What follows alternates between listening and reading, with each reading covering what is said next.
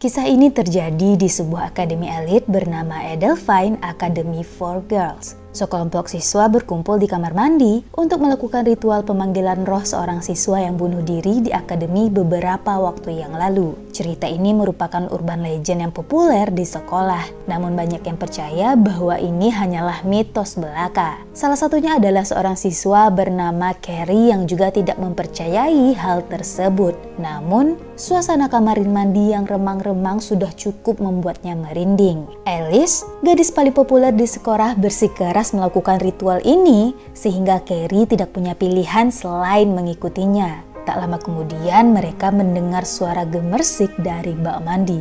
Alice perlahan mendekat untuk memeriksanya, tapi tidak menemukan apapun. Melihat itu, Carrie bernafas lega. Namun sosok wanita tiba-tiba melompat keluar dari bak mandi, membuat ruangan dipenuhi jeritan ketakutan. Carrie yang kaget segera berlari keluar dari kamar mandi dan memasuki kamarnya dengan ketakutan. Namun ternyata itu hanyalah sebuah lelucon yang direncanakan oleh Alice. Dia tertawa melihat ekspresi ketakutan dari teman-temannya. Tepat pada saat itu, teriakan keras Carrie menggema di seluruh akademi. Gadis-gadis itu awalnya berpikir bahwa dia hanya mencoba membalas mereka karena telah mengerjainya. Jadi mereka memutuskan untuk ikut bermain dan pergi memeriksa kamarnya. Namun yang mereka temukan adalah pemandangan yang mengerikan, di mana Carrie terbaring tak bergerak dalam genangan darah di tanah di bawah jendelanya. Setelah kematiannya, seorang siswa baru bernama Camille bergabung dengan akademi. Dia sudah lama berada di daftar tunggu dan akhirnya mendapatkan kesempatan untuk mendaftar. Karena tidak ada kamar lain yang tersisa, dia diantar ke bekas kamar Carrie oleh Helena, yang merupakan teman dekat Carrie. Dalam perjalanannya, Camille menunjukkan rasa ingin tahu yang mendalam mengenai kasus kematian Carrie dan tidak melewatkan kesempatan untuk mengorek detail dari Helena. Setelah menetap di kamar barunya, Camille langsung mengikuti kelas reguler keesokan paginya. Ketika memasuki kelas, dia secara tidak sengaja duduk di meja yang salah karena meja itu seharusnya milik Alice dan kelompoknya. Namun, dia menolak untuk pindah dari sana. Hal ini menyebabkan perselisihan antara dia, Alice, dan teman-temannya. Semuanya kemudian meningkat menjadi pertarungan fisik habis-habisan ketika Camille melayangkan pukulan ke arah Alice sebagai pembalasan. Untungnya kepala sekolah berhasil melerai perkelahian tersebut dan menyeret mereka semua ke kantornya untuk diinterogasi. Karena Camille menolak untuk berbicara mengenai orang yang memulai perkelahian, kepala sekolah yang marah menghukum mereka semua untuk menulis esai di perpustakaan setelah kelas berakhir. Malam itu, Camille kesulitan tidur di kamarnya karena lampu yang terus-menerus berkedip-kedip pada waktu yang tidak biasa. Saat dia merasa mulai kesal, tiba-tiba dia melihat sosok Carrie sedang menatapnya dari kaki tempat tidurnya. Dia langsung bangun, namun saat itu sosok Carrie sudah menghilang seolah tidak pernah ada.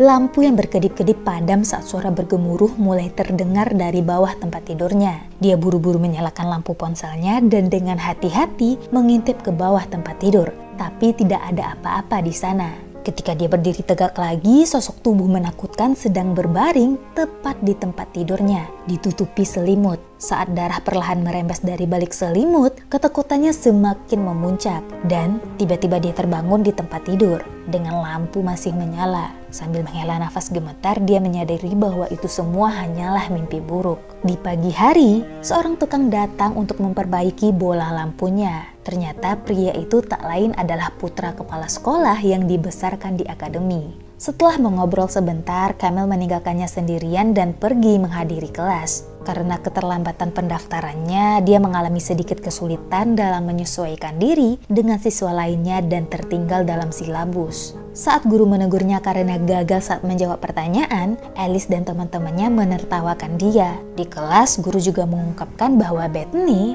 yang merupakan salah satu teman dekat Alice, telah berhasil memenangkan beasiswa yang lumayan besar karena esainya yang luar biasa. Saat teman-temannya memberi selamat, dia dengan bangga menikmati kemuliaan tersebut. Tapi, walaupun dia baru mendapatkan penghargaan dari sekolah, hukumannya tidak bisa dihindari. Karena pertengkaran mereka kemarin, kelompoknya dan Camille harus menyalin beberapa buku di perpustakaan yang membutuhkan waktu berhari-hari. Untuk saat ini, mereka semua setuju untuk mengesampingkan permusuhan dan fokus menyelesaikan tugas yang diberikan kepada mereka. Saat Camille pergi mengambil buku, dia merasakan seseorang menatapnya. Dia merasa tidak nyaman dan mulai melihat ke sekeliling. Dan tiba-tiba seseorang bertopeng mendorongnya hingga dia terjatuh ke lantai. Tapi ternyata mereka adalah anggota geng Alice yang sedang mengerjainya. Karena kesal dengan kelakuan mereka, dia dengan marah kembali ke ruang utama dan melihat siswa lainnya sedang berkumpul dan bermalas-malasan dalam mengerjakan tugas. Bethany telah menemukan ritual lain secara online,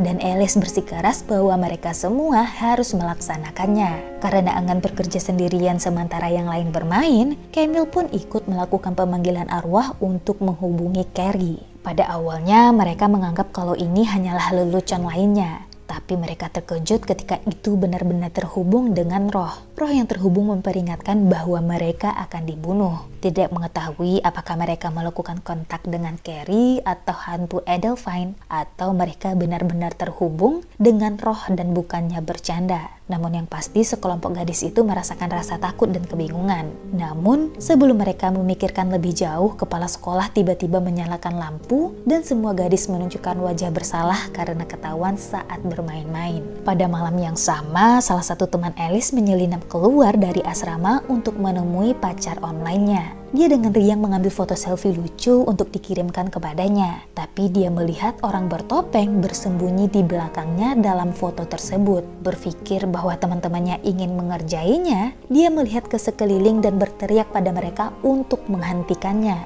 Tapi hal berikutnya yang terjadi, dia malah ditikam sampai tewas di tempat dan tubuhnya diseret perlahan. Keesokan paginya saat kelas menari, kepala sekolah menerima telepon tentang hilangnya gadis tersebut. Alice dan gengnya termasuk Helena dan Camille, mereka dibawa kepala sekolah ke kantornya kemudian diinterogasi tentang kepergian salah satu temannya. Dia curiga gadis itu kabur bersama pacar online-nya karena barang-barangnya yang ada di kamar asrama kosong dan menghilang. Mereka membantah keras tuduhan tersebut karena teman mereka tidak akan pernah mengambil tindakan drastis tanpa memberitahu mereka terlebih dahulu. Namun kepala sekolah tidak mempercayai perkataan mereka. Camille merasa ada sesuatu yang mencurigakan dalam situasi ini. Jadi dia menelpon tukang yang pernah memperbaiki lampu kamarnya. Dia memintanya untuk membuka kamar gadis yang hilang itu dengan kunci cadangan dan pria itu dengan mudah menyetujuinya. Gadis-gadis lainnya juga mengikuti Camille ke kamar. Ketika tukang tiba, dia melihat sekelompok siswa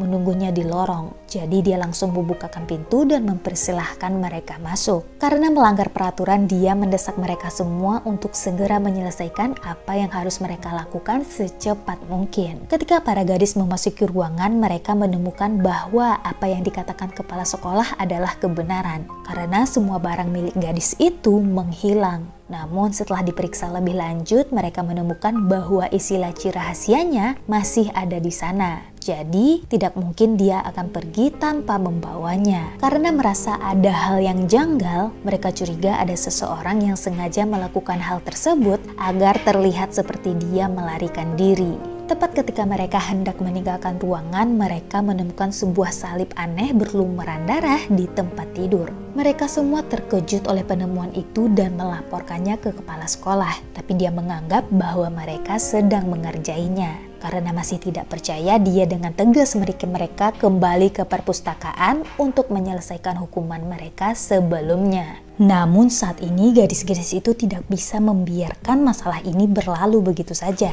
Jadi di perpustakaan mereka melanjutkan penyelidikan kembali. Setelah beberapa pencarian, mereka menemukan sebuah buku tahunan tua milik kelas gadis yang menjadi hantu Adelphine. Entah kebetulan atau tidak, mereka terkejut melihat gadis itu mengenakan liontin yang bentuknya sama dengan salib yang digambar di tempat tidur temannya. Malam itu mereka semua berpencar ke kamar mereka masing-masing dan salah satu dari temannya memutuskan untuk mandi larut malam. Saat dia sedang mandi, seseorang mematikan lampu. Jadi dia dengan kesal keluar untuk menyalakannya kembali. Namun ketika dia kembali untuk mandi, dia menyadari bahwa air masih mengalir. Padahal dia ingat sudah mematikannya. Hal aneh lainnya adalah ketika samponya jatuh ke lantai. Saat ia masih berpikir apa yang sedang terjadi, orang yang mengenakan topeng yang diam menyelinap dari belakangnya. Dan pada saat berikutnya, mayatnya yang lemas jatuh ke lantai dengan bunyi gedebuk. Pada saat yang sama, Camille berada di kamarnya sambil merenungkan keanehan di sekolah ini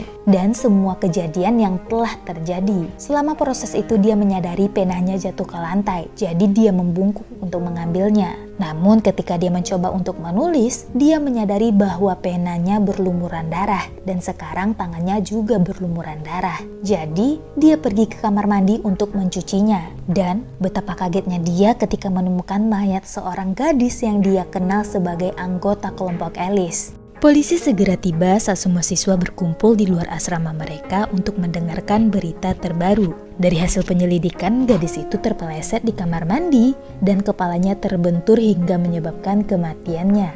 Semua siswa kembali ke kamar mereka dalam keheningan yang berat. Mereka dapat merasakan bahwa ada sesuatu yang tersembunyi dalam kematiannya. Dan itu tidak mungkin hanya kecelakaan biasa. Namun, tidak satupun dari mereka yang bersuara. Khawatir dengan temannya, Helena mengikuti Camille ke kamarnya. Dia memperkirakan Camille tidak ingin sendirian setelah menemukan mayat teman sekelasnya. Jadi dia mengundangnya masuk dan mereka berdua berbaring di tempat tidurnya. Bertanya-tanya tentang keberadaan hantu dan apakah mereka yang bertanggung jawab atas rangkaian peristiwa tragis ini.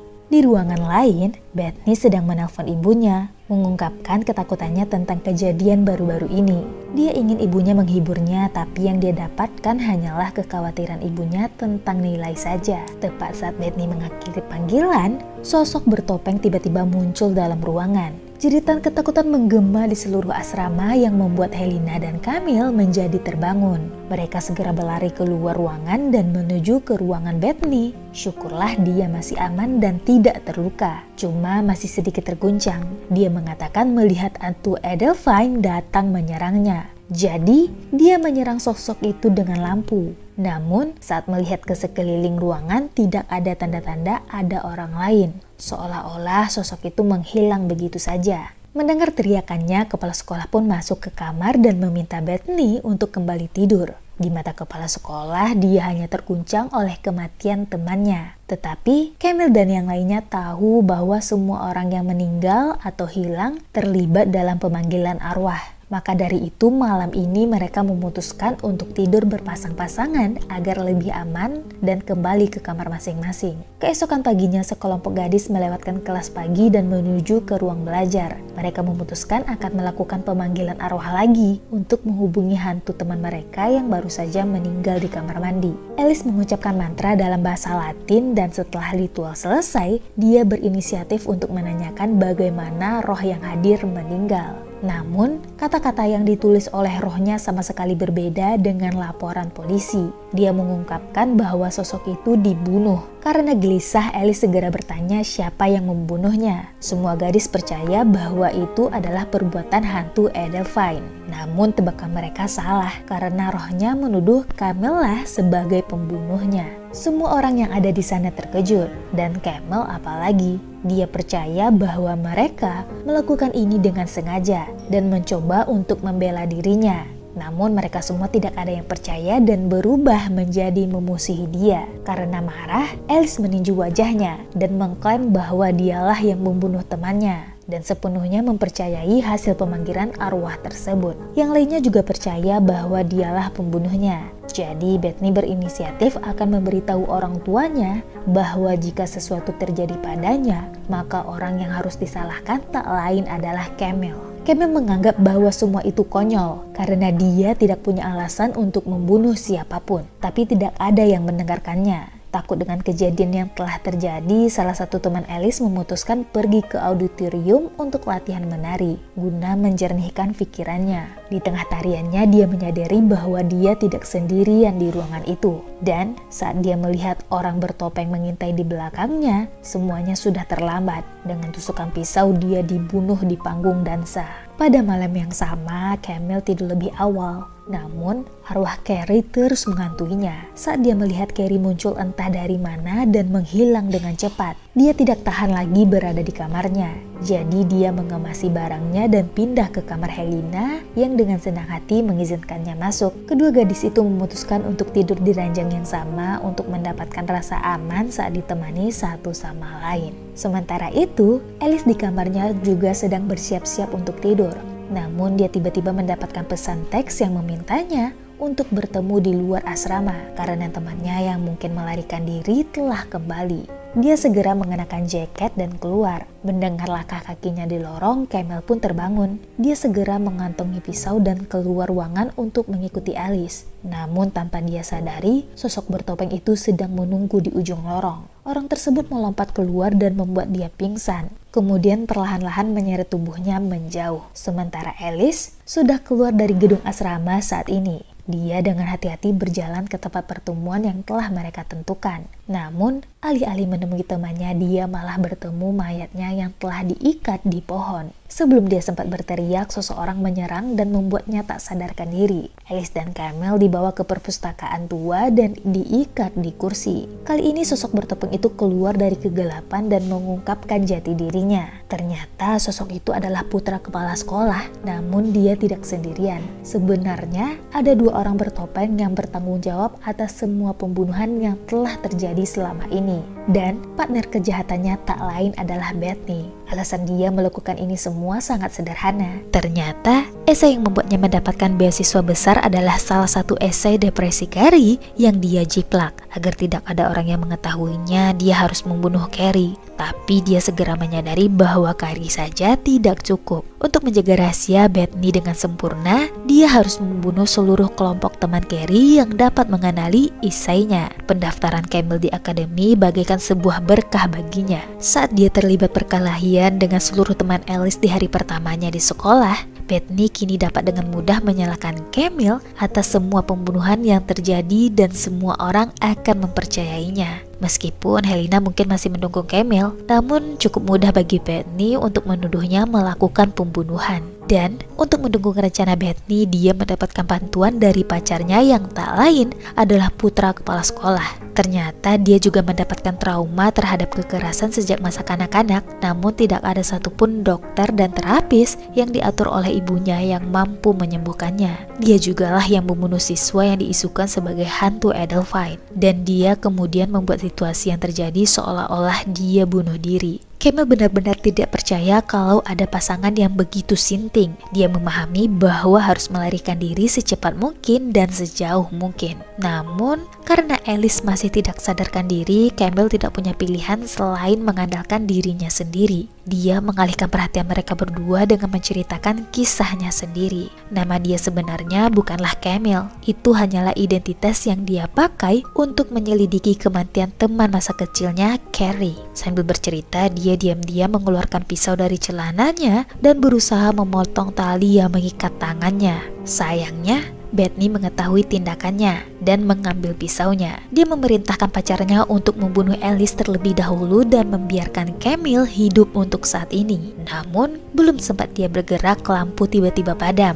Saat Bethany pergi untuk memperbaiki lampu, kepala pacarnya tiba-tiba dipukul oleh Elena yang dibantu oleh Carrie. Untungnya mereka datang tepat waktu dan berhasil menyelamatkan temannya. Saat pria itu pingsan, dia dengan cepat melepaskan tali yang mengikat Camille dan Alice. Sambil menopang tubuh Alice yang tak sadarkan diri, kedua gadis itu segera berlari untuk keluar dari ruangan. Tapi Bethany menyergap mereka di jalan. Dia mulai menyerangnya dengan pisau. Jadi Camille menghadang dia dan mulai bertarung dengannya agar Helena dan Alice bisa lolos. Setelah pertarungan sengit, Camille berhasil unggul dengan melemparkan lampu kepada Bethany. Namun sayangnya sepotong triplek jatuh dari atap dan menimpa Camille. Saat mereka menemui jalan buntu dan keduanya terbaring terluka di lantai, Bethany perlahan merangkak mengambil pisaunya. Tapi Camille lebih cepat bertindak. Dia dengan cepat menusuk leher Bethany dengan pecahan lampu dan langsung membunuhnya. Saat ini, Alice sudah sadar, jadi Camille pun menyuruhnya dan Helena untuk segera melarikan diri dan memanggil polisi. Karena pacar Bethany masih ada di dalam perpustakaan, jadi dia harus tetap di sini untuk mengawasinya. Saat Camille kembali ke tempat pria itu terbaring, tempat itu sudah kosong dan hanya ada sedikit genangan darah yang tertinggal di lantai. Jadi, dia segera berlari dan bersembunyi di balik rak buku,